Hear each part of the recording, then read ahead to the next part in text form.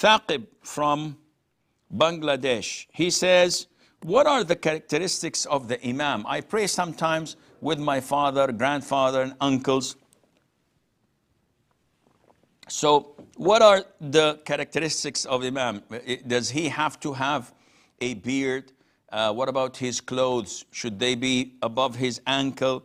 I'm 20 years of age. Can I lead? First of all what you're saying is, I wouldn't say superficial, rather, it is not tackling the core of the problem.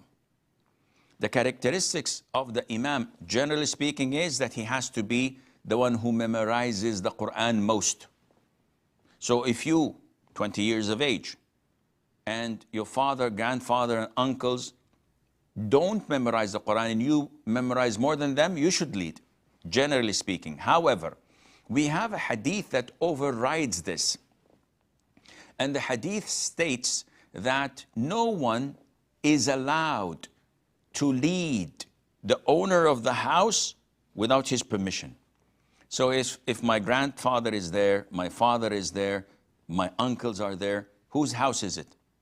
It's my father's house. Then your father leads, even if he only knows how to recite the Fatiha. That's it.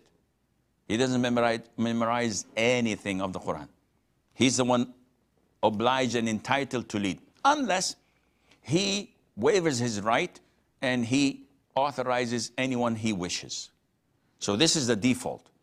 Secondly, having a beard or not is definitely part of the obligation upon all men to have it and to grow it, or actually to leave it, not to shave it, not to shorten it.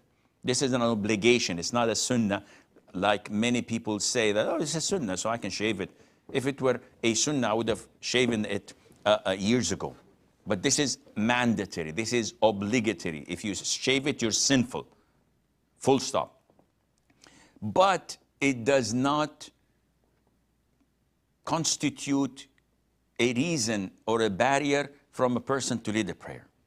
Someone who memorizes the Quran wants to lead, and you get dozens of people with beards say, no, come back, you can't pray. Why?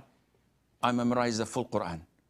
Oh, because you're not following the Sunnah. It's true, I'm not following the Sunnah, but this does not mean that I shouldn't pray.